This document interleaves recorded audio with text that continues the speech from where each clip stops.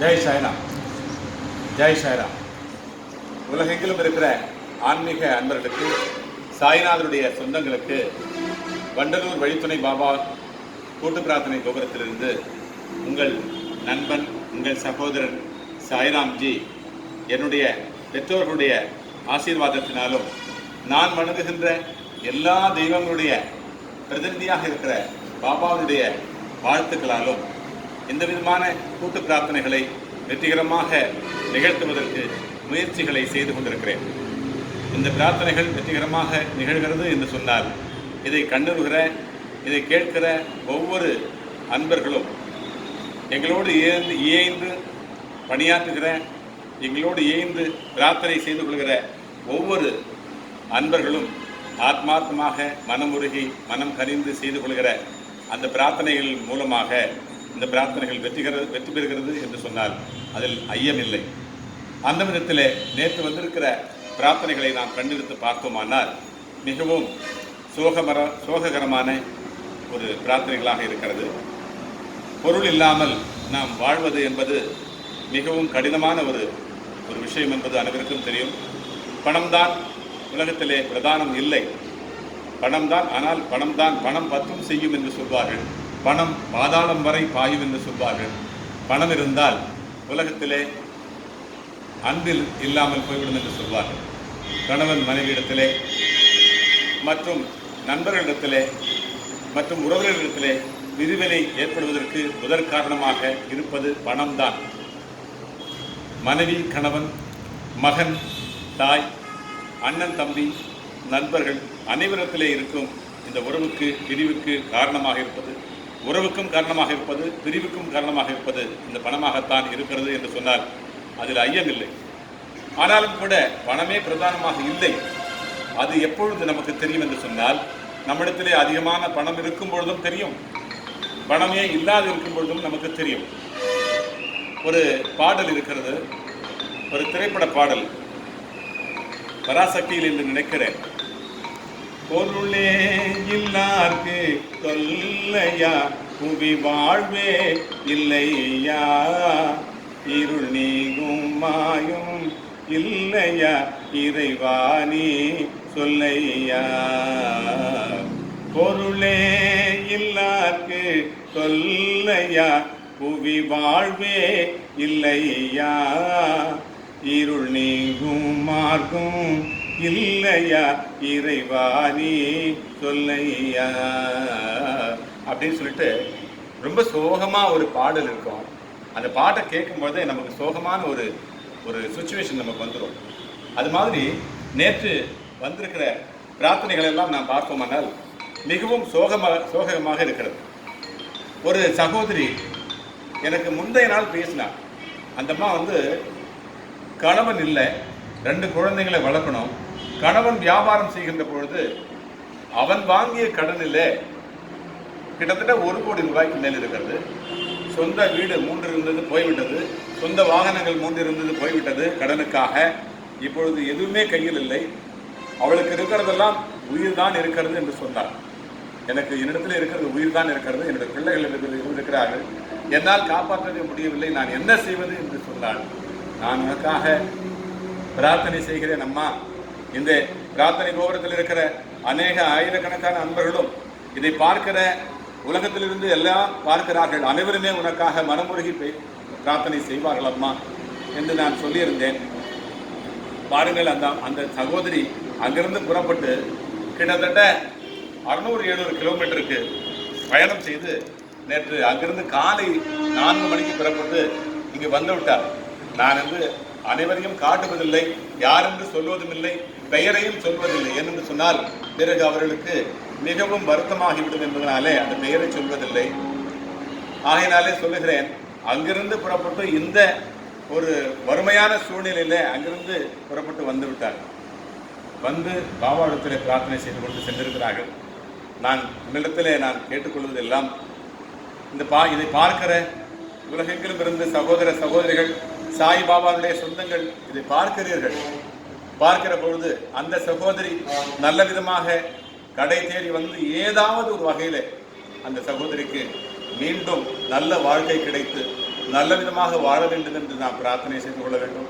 இந்த பிரார்த்தனையின் மூலமாக அந்த 2 குழந்தைகளும் நல்ல விதமாக படித்து ஒழுக்கமாக படித்து தாயினிடத்திலே மீண்டும் நல்ல விதமாக பாசத்தை இதுபோலவே எப்பொழுதும் செலுத்திக் கொண்டிருக்கிற விதமாக அவருடைய வாழ்க்கை இருக்க வேண்டும். அதுபோல பாருங்கள், ராஜம் என்கிற ஒரு சகோதரி திண்டுக்கல்லில் பேசுகிறாங்க. 10 லட்ச ரூபா கடன் இருக்குது, வயிற்றுக்கு சாப்பிட கூட எனக்கு பணம் இல்லை, நான் என்ன செய்யறது சாய்ராமன்னு சொல்லி பிரார்த்தனை பண்ண சொல்கிறாங்க. அது மாதிரியே ரேவதிங்கிறவங்க மும்பையிலேருந்து தன்னுடைய சொந்தம் உறவு அவங்களுக்காக ஹெல்ப் பண்ணியிருக்காங்க. பல கோடி கடன் வாங்கி கொடுத்துருக்குறாங்க. அந்த கடனை திருப்பி செலுத்த முடியாத ஒரு சூழ்நிலை அந்த சொந்தத்துக்கு வந்துருச்சு. அதனால் திருப்பி என்ன தான் செய்கிறதுனே தெரியல. அந்த மாதிரி ஒரு சுச்சுவேஷனில் நான் வந்து சூசைட் பண்ணிக்கக்கூடிய ஒரு கண்டிஷனில் இருக்கிறேன். என்னுடைய கணவரும் நானும் நல்ல விதமாக சம்பாதிக்கிறோம். என்னுடைய பிள்ளைகளை வளர்ப்பதற்கும் எங்களுடைய குடும்பத்தை நடத்துவதற்கும் போதுமான பொருளாதாரத்தில் நாங்கள் இருக்கிறோம். ஆனாலும் கூட இந்த விதமாக நான் உதவி செய்துவிட்டு நான் உபதிரவத்திலிருந்து நான் ஆளாகிவிட்டேன். தயவு செய்து எனக்காக பிரார்த்தனை செய்யுங்கள் என்று வேண்டிக் கொண்டார்கள். அவர்களும் கூட இதிலிருந்து மீண்டு வர வேண்டும், நல்ல விதமாக மறுபடியும் குடும்பம் நடத்தி பாதுகாப்பான ஒரு சூழ்நிலை ஏற்பட்டு அவர் உதவி செய்த அந்த பந்தம் கூட சரியான முறையிலே அந்த கடனை அடைக்கப்பட்டு அதற்கான ஒரு சூழல் உருவாகி மீண்டும் அவருடைய உறவு நலமாகவும் கடனை அடைக்கும் விதமாகவும் நம்முடைய பாபா அருளி செய்ய வேண்டும். அதன் பிறகு ராமலிங்கம் என்பவர் பன்ருட்டியிலிருந்து எழுதுகிறார். அந்த பிரார்த்தனை என்னன்னு சொன்னால், அவரால் நல்ல விதமாக வியாபாரம் செய்து கொண்டிருந்தார். திடீரென்று வியாபாரம் முடங்கியது. திடீரென்று கால்கள் நடக்க முடியாமல் போய்விட்டது. 40 லட்ச ரூபாய் கடன் இருக்கிறது. என்னால் எழுந்து வெளியிலே வர முடியவில்லை. எனக்கு எப்படி கடனை அடைக்க முடியும்? நான் மிகவும் துன்பமான ஒரு சூழ்நிலையிலே தூங்க முடியவில்லை. என்னால் நடக்க முடியவில்லை. என்னால் கோவிலுக்கு வர முடியவில்லை. பக்கத்தில் இருக்கிற கோவிலுக்கும் செல்ல முடியவில்லை. ஆகவே எனக்காக மனமுருகி பிரார்த்தனை செய்யுங்கள். இந்த பிரார்த்தனை கோபுரத்தினுடைய சக்தி அதிகம் என்று கேள்விப்பட்டேன். மனமுருகி நீங்கள் செய்வீர்கள் என்று கேள்விப்பட்டேன். தயவு செய்து எனக்காக பிரார்த்தனை செய்யுங்கள் என்று கேட்டுக்கொண்டார். அதுபோல ஒரு சகோதரி வந்திருக்கிறார், லக்ஷ்மி என்கின்ற பெயரில். ஊரை நான் சொல்ல விரும்பவில்லை. கணவருக்கு தெரியாமல் 40 லட்சம் ரூபாய் தன்னுடைய கணவனுக்கு, சொந்த கணவனுக்கு தெரியாமல் 40 லட்சம் ரூபாயை தன்னுடைய இன்னொரு உறவினருக்கு கடன் தந்து விட்டார். திரும்ப அவர் தரவில்லை. அதை கேட்கவும் முடியவில்லை. திரும்ப தராமல் இருந்தால் தன்னுடைய கணவன் கொடுத்த பணம் எல்லாம் எங்கிருந்து பதில் சொல்லக்கூடிய ஒரு சூழ்நிலை இல்லை. மிகவும் துன்பகரமான ஒரு சூழ்நிலையிலே, மிகவும் சோகமான ஒரு சூழ்நிலையிலே அந்த சகோதரி இருக்கிறார். சொல்லுவார்கள், அது 1 கோடி ரூபாய் கடன் இருக்கு அந்த அம்மாவுக்கு. கடன் பட்டார் நெஞ்சம் போல் கலங்கினான் இலங்கை வேந்தன் அப்படின்னு சொல்லுவாங்க பழமொழி.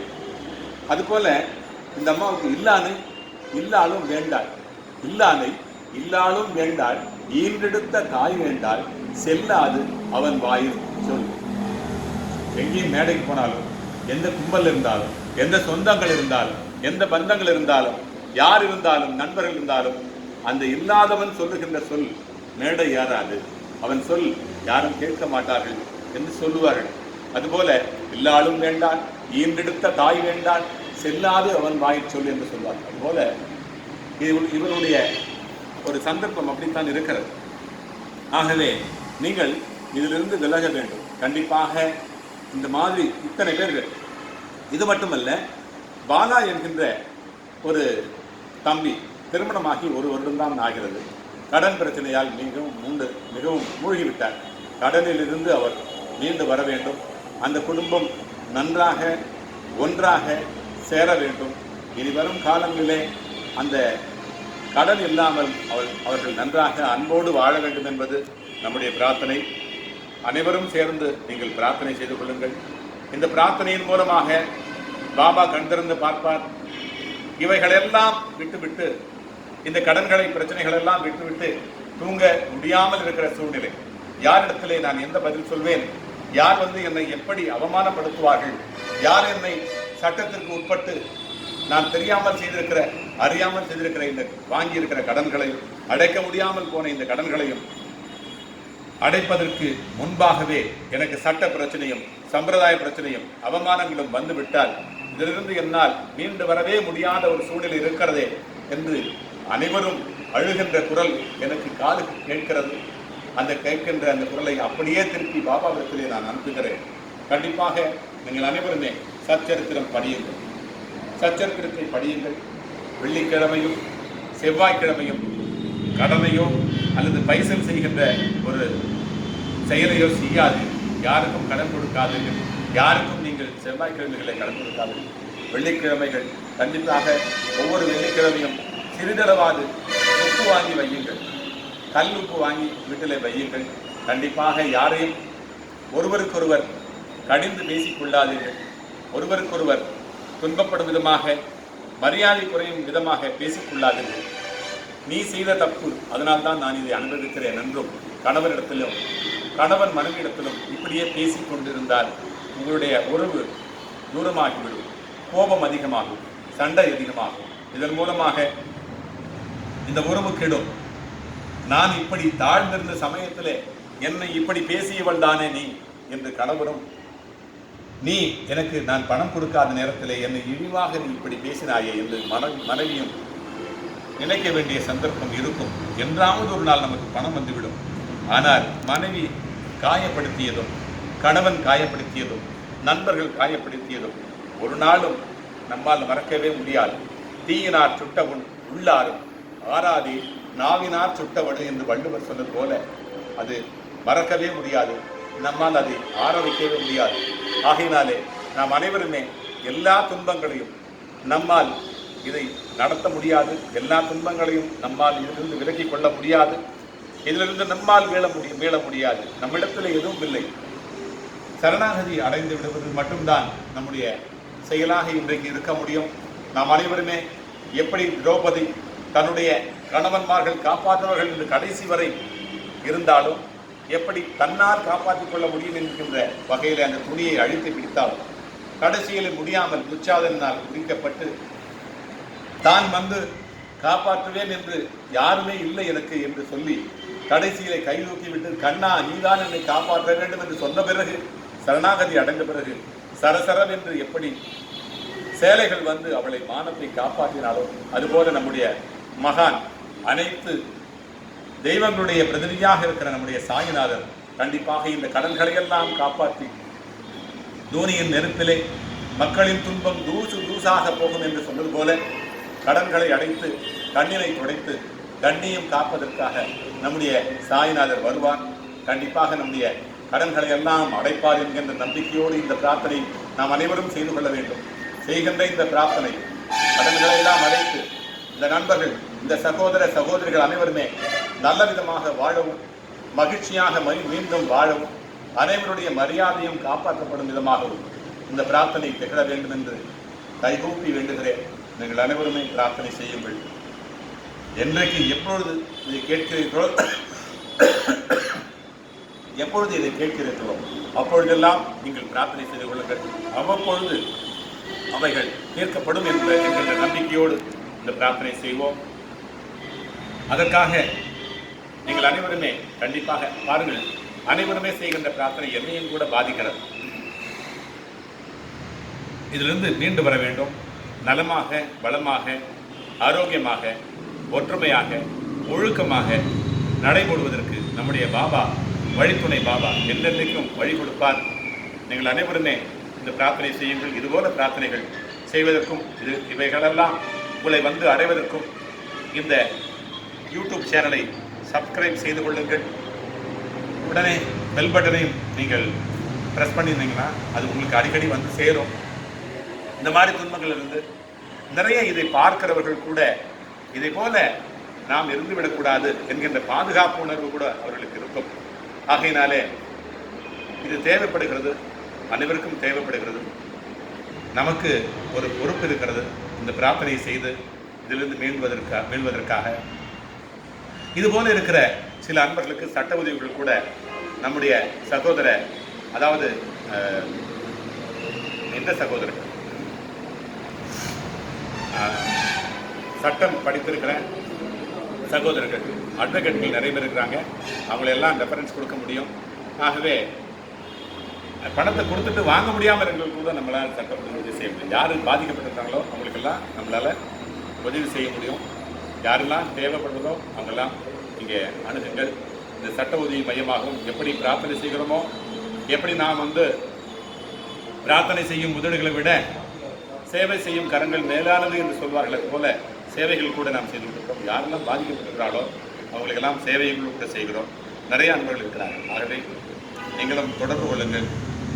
அனைத்தும் நல்லவிதமாக நடக்கும், மகிழ்ச்சியே கிடைக்கும் என்ற ஒரு நம்பிக்கையோடு இந்த பிரார்த்தனை செய்யப்படுகிறது. ஜெய் சாய்ராம், ஜெய் சாய்ராம், ஜெய் சாய்ராம். வண்டலூர் வழித்துணை பாபா கூட்டு பிரார்த்தனை கோபுரத்திலிருந்து உங்கள் சாய்ராம்ஜி உங்களுக்காக பிரார்த்தனை செய்கிறேன். நன்றி. ஜெய் சாய்ராம், ஜெய் சாய்ராம், ஜெய் சாய்ராம்.